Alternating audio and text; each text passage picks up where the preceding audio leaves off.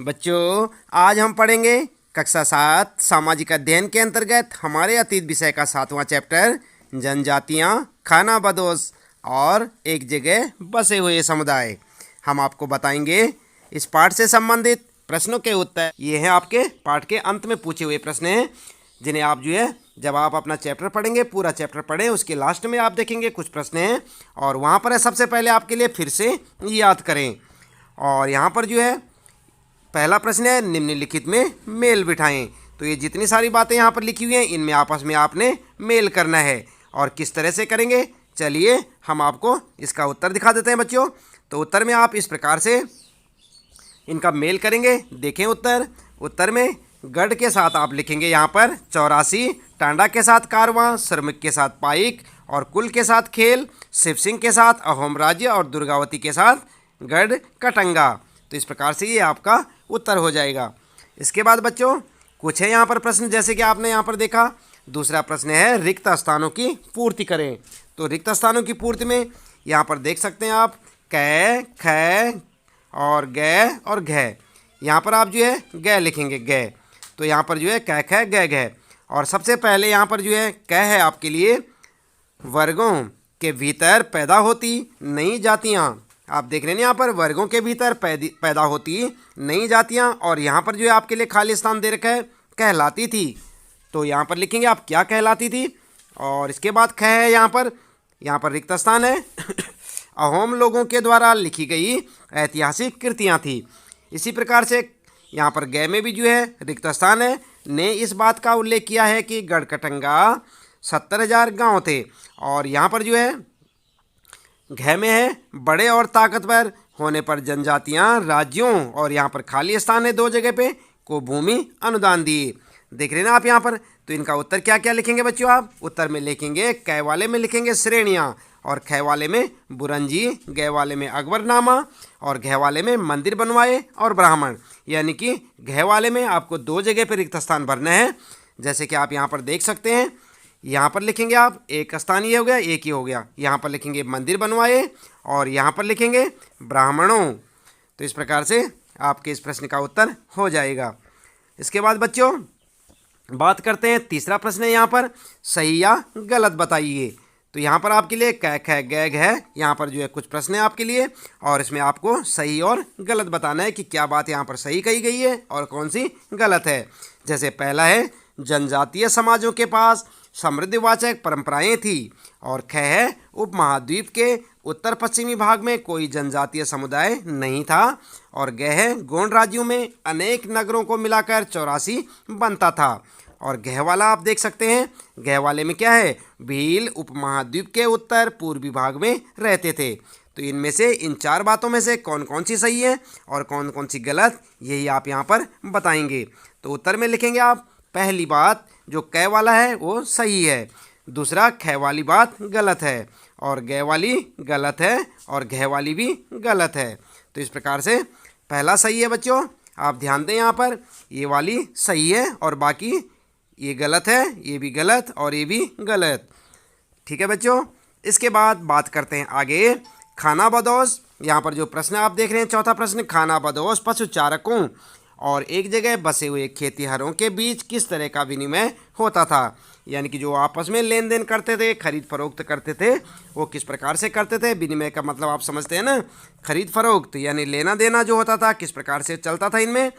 तो उत्तर लिखेंगे आप, खाना बदोश पशु चारकों और खेतिहरों के बीच वस्तु विनिमय होता था। वस्तु विनिमय पढ़ा होगा बच्चों आपने पिछली कक्षाओं में। वस्तु विनिमय जानते हैं ना आप क्या होता है, एक वस्तु के बदले दूसरी वस्तु का लेना या देना वस्तु विनिमय कहलाता है। तो यहाँ पर बात कर रहे हैं हम कि जो पशुपालक थे और खाना बदोश जो लोग थे, खेतिहर मजदूर थे या खेतिहर जो लोग थे, उन सभी के बीच में जो विनिमय होता था किस प्रकार से होता था, वस्तु विनिमय द्वारा। आजकल कैसा विनिमय होता है बच्चों, मुद्रा विनिमय होता है ना, मुद्रा के द्वारा पैसे से हम कोई चीज़ खरीदते हैं और बेचते हैं। लेकिन पुराने समय में लोग एक वस्तु के बदले दूसरी वस्तु लेते थे या देते थे, तो इसे कहते थे वस्तु विनिमय, जिसके तहत एक वस्तु को देकर दूसरी वस्तु को प्राप्त करना होता था। खाना बदोश चरवाहे अपने जानवरों के साथ दूर दूर तक घूमते थे। उनका जीवन दूध और अन्य पशुचारी उत्पादों पर निर्भर था। खाना बदोशी चरवाहे गृहस्थों से अनाज, कपड़े, बर्तन और ऐसी ही चीज़ों के बदले ऊन, घी, दूध दिया करते थे। कुछ खानाबदोश रास्ते में पड़ने वाले गांव और नगरों में सामानों की खरीद फरोख्त भी करते थे। तो आप बच्चों इस प्रश्न को काफ़ी अच्छे से पढ़ें और ध्यान दें, काफ़ी इंपॉर्टेंट प्रश्न है ये आपका, आप इसे याद करें। इसके बाद बात करते हैं यहाँ पर, आइए समझें। और पांचवा प्रश्न है, अहोम राज्य का प्रशासन कैसे संगठित था। उत्तर लिखेंगे, अहोम प्रशासन को संगठन, जो अहोम प्रशासन था उसका संगठन निम्न प्रकार से संगठित था। किस प्रकार से था बच्चों, ये पॉइंट बना के लिखेंगे आप। नंबर 1, 17वीं शताब्दी के पूर्वार्ध तक अहोम प्रशासन केंद्रीयकृत हो चुका था। नंबर 2, अहोम समाज कुलों में विभाजित था, बाद में कुलों में एकता भंग हो गई। और तीसरा पॉइंट लिखेंगे, एक कुल यानी कि खेल के निमंत्रण में प्रायः कई गांव होते थे। किसान को अपने ग्राम समुदाय के द्वारा जमीन दी जाती थी। समुदाय की सहमति के बगैर राजा तक इसे वापस नहीं ले सकता था। ठीक है बच्चों, तो इस प्रकार से लिखेंगे, एक कुल, या आप उसे खेल भी कह सकते हैं, कुल का नाम ही यहाँ पर खेल दिया हुआ है। इस प्रकार आप अपना उत्तर लिख सकते हैं। इसके बाद बच्चों छठा प्रश्न है, वर्ण आधारित समाज में क्या परिवर्तन आए। तो उत्तर क्या लिखेंगे आप, उत्तर इस प्रकार से लिखेंगे, वर्ण आधारित समाज में निम्न परिवर्तन आए। नंबर 1, नंबर 2 करके लिखेंगे पॉइंट बनाकर। वर्गों के भीतर छोटी छोटी जातियां उभरने लगी। उदाहरण के लिए ब्राह्मणों के बीच नई जातियां सामने आई। और नंबर 2 लिखेंगे आप, दूसरी और कई जातियां, जनजातियों और सामाजिक समूहों को जाति विभाजित समाज में शामिल कर लिया गया, उन्हें जातियों का दर्जा दे दिया गया। तीसरा पॉइंट लिखेंगे, ब्राह्मणों द्वारा शिल्पियों, सुनार, लोहार, बढ़ई और राजमिस्त्री को जातियों के रूप में मान्यता दे दी गई। चौथा, वर्ण की बजाय जाति समाज के संगठन का आधार बनी। ठीक है बच्चों, तो इस प्रकार से आप अपने इस छठे प्रश्न का उत्तर लिख सकते हैं। बात करते हैं बच्चों यहाँ पर, यह है आपका सातवां प्रश्न, एक राज्य के रूप में संगठित हो जाने के बाद जनजातीय समाज कैसे बदला। तो उत्तर लिखेंगे आप, एक राज्य के रूप में संगठित हो जाने के बाद जनजातीय समाज में कई तरह के बदलाव आए, और इन्हें पॉइंटों में लिखेंगे बच्चों आप। नंबर 1 जैसे आप लिख सकते हैं, हूण, चंदेल, चालुक्य और कुछ दूसरी वंश परंपराओं में से कुछ पहले जनजातियों में आते थे और बाद में कई कुल राजपूत मान लिए गए। धीरे धीरे उन्होंने पुराने शासकों की जगह ले ली, विशेषतः कृषि वाले क्षेत्रों में। तो ध्यान दें बच्चों आप, इस प्रकार से दूसरा पॉइंट लिखेंगे आप। फिर आगे, शासकों के रूप में राजपूत गोत्रों के उदय के उदाहरण को जनजातीय लोगों ने अनुसरण किया।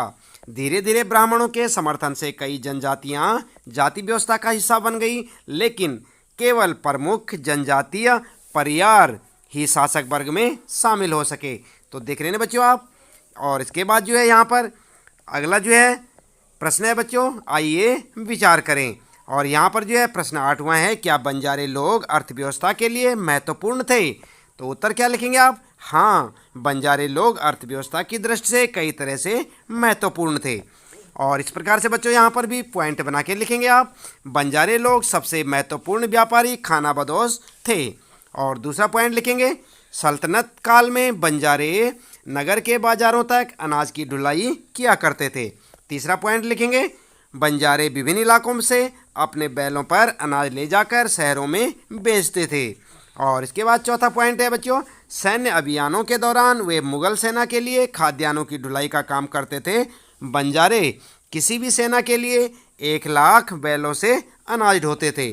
ठीक है बच्चों, तो इस प्रकार से आप अपने इस 8वें प्रश्न का उत्तर लिखेंगे। बात करते हैं 9वां प्रश्न है बच्चों, गोंड लोगों का इतिहास अहोमों के इतिहास से किन मायनों में भिन्न था, क्या कोई समानता भी थी।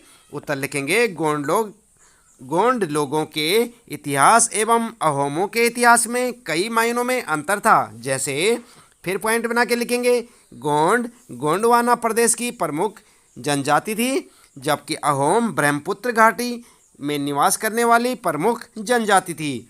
नंबर 2, गोंड यहाँ के मूल निवासी थे, जबकि अहोम म्यांमार से आकर बसे थे।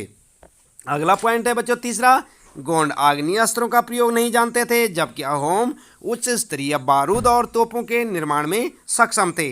चौथा, गोंडवाना राज्य अहोम राज्य की तुलना में बड़ा था। और अगला प्रश्न है बच्चों, गोंड इतिहास एवं अहोम इतिहास में समानताएं। तो यहाँ पर जो है ये जो है इसी पहले प्रश्न का उत्तर है बच्चों। साथ साथ आप ध्यान दें यहाँ पर, क्योंकि यहाँ पर प्रश्न में पूछा गया था कि गोंड लोगों का इतिहास अहोमों के इतिहास से किस मायनों में भिन्न था, क्या कोई समानताएं थी। तो यहाँ पर जो है हमने आपको बताया कि किस प्रकार से जो है ये इन दोनों में अंतर था। और इसके बाद अब यहाँ पर जान लेते हैं कि इनमें क्या आपस में समानताएं थी। तो उत्तर में यहीं पर भी आप भी जो है इसे फिर से लिखेंगे कुछ पॉइंट बनाकर कि गोंड इतिहास और अहोम इतिहास में कुछ समानताएं भी थी, और वो कौन कौन सी थी यहाँ पर देख लेते हैं। नंबर 1, गोंड और अहोम दोनों ही जनजातियाँ थी। नंबर 2, दोनों ही जनजातियों ने अपने अपने साम्राज्य स्थापित किए थे। इसके बाद तीसरा पॉइंट लिखेंगे बच्चों, दोनों ही राज्यों को मुगलों ने पराजित किया। ठीक है बच्चों, तो इस प्रकार से आप अपने इस प्रश्न का उत्तर लिखेंगे। 9वां प्रश्न है ये, और इसका उत्तर तो थोड़ा जो है काफ़ी लंबा है बच्चों, तो इसको जो है ध्यानपूर्वक लिखें और इसे समझने का प्रयास करें, इसे याद करें। बात करते हैं यहाँ पर जो है, आइए करके देखें। और यहाँ पर कुछ जो है आपके लिए एक्टिविटीज से संबंधित कुछ क्वेश्चन है बच्चों, तो इन्हें जो आप कैसे करेंगे। 10वां प्रश्न है, एक मानचित्र पर इस अध्याय में उल्लेखित जनजातियों के इलाकों को चिन्हित करें। किन्हीं दो के संबंध में यह चर्चा करें कि क्या उनके जीविकोपार्जन का तरीका अपने अपने इलाकों की भौगोलिक विशेषताओं और पर्यावरण के अनुरूप था। तो यहाँ पर बच्चों आपको एक मानचित्र बनाना है और उसमें जनजातियों के इलाकों को जो है बताना है कि कौन सी जनजातियाँ किस किस इलाके में निवास करती थी और किस प्रकार से वे अपने जो है जीविकोपार्जन करते थे, और भौगोलिक परिस्थितियाँ और उनकी विशेषताओं के अनुरूप वो कैसे रहते थे। तो इसका उत्तर बच्चों आप जो है स्वयं लिखेंगे, क्योंकि आपको एक मानचित्र बनाना है। ये आपके लिए प्रश्न जो है एक्टिविटीज़ से संबंधित है। इसी प्रकार 11वां प्रश्न भी है, जिसका उत्तर आपको स्वयं लिखना है बच्चों। जनजातीय समूह के संबंध में मौजूदा सरकारी नीतियों का पता लगाएं, उनके बारे में एक बहस का आयोजन करें। तो आप जो इसे अपनी कक्षा में अन्य छात्रों के साथ जो है बैठकर और जो वर्तमान जो सरकारी नीतियाँ उनके बारे में पता करके उनके बारे में बातचीत कर सकते हैं। तो इसलिए इसका उत्तर भी आप स्वयं लिखेंगे। और अगला है बच्चों 12वां प्रश्न, उपमहाद्वीप में वर्तमान खानाबदोश पशुचारी समूह के बारे में और पता लगाएं। वे कौन से जानवर रखते थे, वे प्रायः किन इलाकों में जाते रहते थे। तो यहाँ पर भी बच्चों आपको इस प्रश्न का उत्तर भी स्वयं से लिखना होगा। और इसके साथ ही आप ध्यान दें, इस प्रश्न के उत्तर यहाँ पर समाप्त होते हैं बच्चों। इसके बाद मिलते हैं अगले अध्याय में, चैप्टर 8 में।